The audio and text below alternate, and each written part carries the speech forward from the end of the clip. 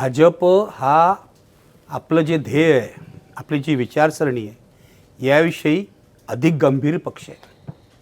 भाजपवाले मोदी असतील, अमित शहा असतील किंवा त्यांचा तळचा कार्यकर्ता असेल, 24/7 राजकारण करतात, हे विसरू नका. हे विरोधक जे आहेत सगळे, नावं घ्यायला लावू नका मला, पण सगळे पार्ट टाईम पॉलिटिक्स करतात. भाजपवाले आणि संघवाले विशेषतः हे 24 तास पॉलिटिक्स करतात आणि त्यांना जर हिंदू राष्ट्र बनवायचं असेल तर त्याच्या पाठी ते लागलेले आहेत गेली 10 वर्ष. ते काय, तुमची घटना नाही बदलली तरी ते वेगवेगळ्या मार्गाने काहीतरी करतायत.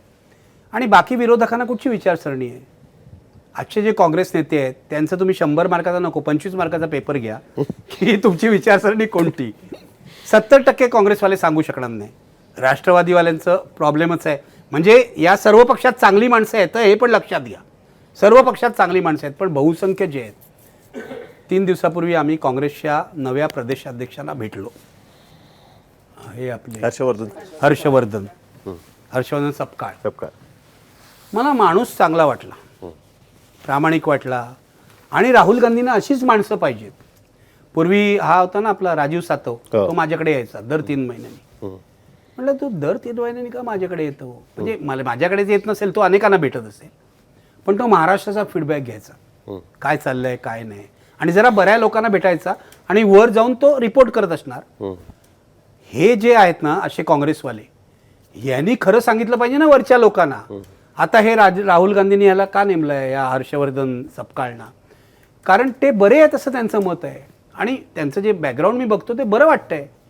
आता प्रामाणिक माणूस काँग्रेसमध्ये टिकेल का, त्याला गिळून टाकतील का, हे वेगळे प्रश्न आहेत. पण ह्यांना काहीतरी करायचं आहे, काँग्रेसची पक्ष संघटना बांधायची असं ते आम्हाला सांगत होते. त्यातल्या अडचणीही त्यांना माहिती होत्या. मी चांगल्या लोकांना बरोबर घेणार आहे असं सांगत होते. असं जर कोणी सिरियसली केलं ना, काँग्रेस पक्षाला इतिहास फार मोठा आहे, हे लक्षात घ्या. भाजपपेक्षा किती मोठा आहे. काँग्रेस पक्षाची परंपरा मोठी आहे आणि आजसुद्धा महाराष्ट्रात विरोधी पक्षांमध्ये सगळ्यात जास्त मताचा टक्का हा काँग्रेसचा आहे. नंतर मला वाटतं उद्धव ठाकरेंची शिवसेना आहे. तर काँग्रेसने हे सगळं रिवाईव्ह केलं ना, आणि सगळे दलालांची जी मांदियाळी झाली आहे काँग्रेसमध्ये, याच्यावर काहीतरी चेक लावले तर काँग्रेस पक्ष रिवाईव्ह होऊ शकतो. भाजप सारखं तुम्ही काम करा, माझं म्हणणं आहे. RSS सारखं काम करा, तुमचंही सेवा दल आहे, तुम्ही करत नाही. आणि भाजपवाले, त्यांचं वैशिष्ट्य मी सांगतो. मी एवढा भाजपचा विरोधक आहे, हिंदुत्वाचा विरोधक आहे जाहीरपणे पहिल्यापासून. मी त्यांना सांगितलेलं आहे तुमची विचारसरणी आणि माझं काय जमणार नाही. हां, रिपोर्टिंग करताना आम्ही काय गडबड करणार नाही, पण विचारसरणी असेल तर तुम्ही उजव्या विचारसरणीचे लोक हिंदू राष्ट्र करायला बघताय आणि हे आम्हाला काही मान्य नाही. मी महात्मा फुलेंच्या विचारांचा माणूस आहे, त्यामुळे मला त्या मार्गाने जायचं आहे.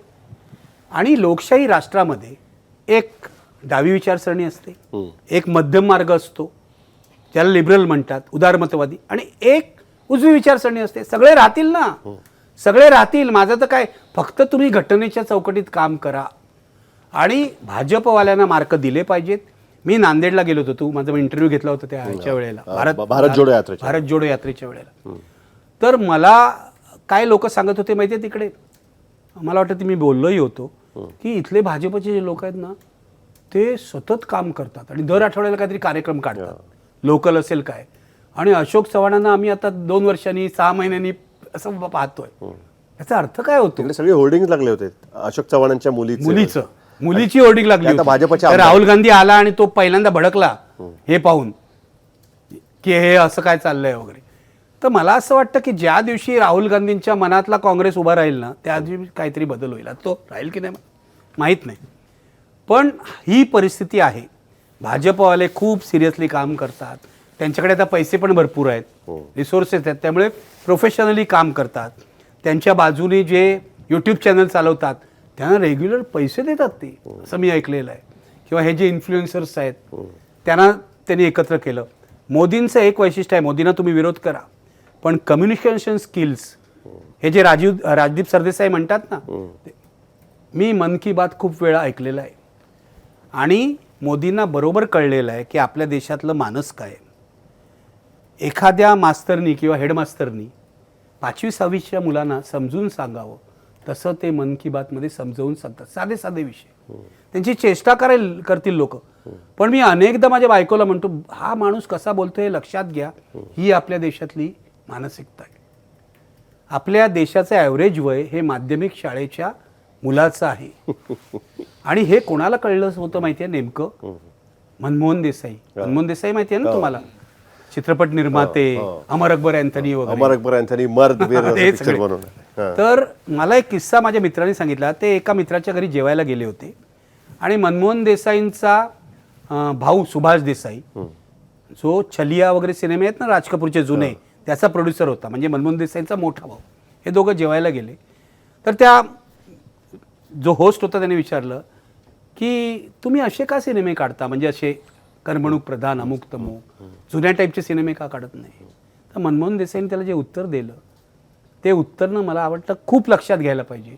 मनमोहन देसाई हा अत्यंत हुशार माणूस होता, खूप वाचन करत होता, पण सिनेमे मात्र अमर अकबर अँथनी, म्हणजे जिथे ते हिंदू मुसलमान रक्त लावलं आणि एकमेकाच्या शरीरात गेलं असं काहीतरी इडिओटिक होतं. पण तो असं म्हणाला की या देशातल्या जनतेचं बौद्धिक वय आहे ना ते 13-14 वर्षाचं आहे. मी त्यांच्यासाठी सिनेमे बनवतो, याची चेष्टा करू नका, हे खूप महत्वाचं आहे. नाही, पण ते वय वाढवण्यासाठी पण प्रयत्न झाले पाहिजे. पण ते नाही होत ना. डम्बिंग डाऊन सोसायटीला करणं, डम्बिंग डाऊनच चाललेलं आहे आता. काय चाललेलं आहे तुम्हाला लोकांना? माझ्या घरात माझ्या भावाची बायको मला सांगते, निखिल तू म्हणतोस तेवढा काय नथुराम गोडसे वाईट नव्हता. मला तर धक्काच बसला.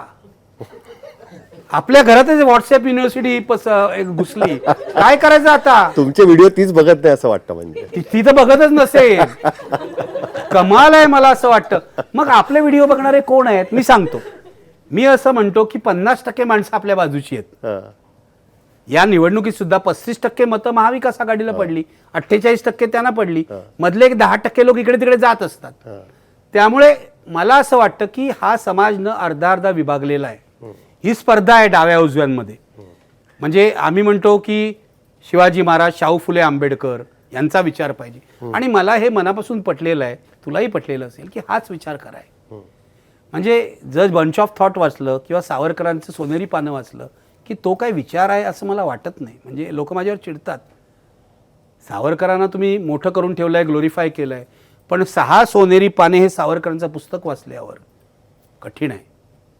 म्हणजे जे राजकीय अस्त्र म्हणून महिलांवर बलात्कार करण्याचा सल्ला देतात, म्हणजे मी ही काय विचारसरणी हेच समजू शकत नाही.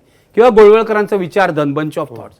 तर मला असं वाटतं की माझा विचार पुश करायला मी प्रयत्न करणार, तुम्ही तुमचा विचार करायला, फक्त मारामाऱ्या करू नका, एकमेकाचे गळे घोटू नका, एवढंच माझं म्हणणं आहे. लोकशाही चौकटीत जे काय करायचं ते करा.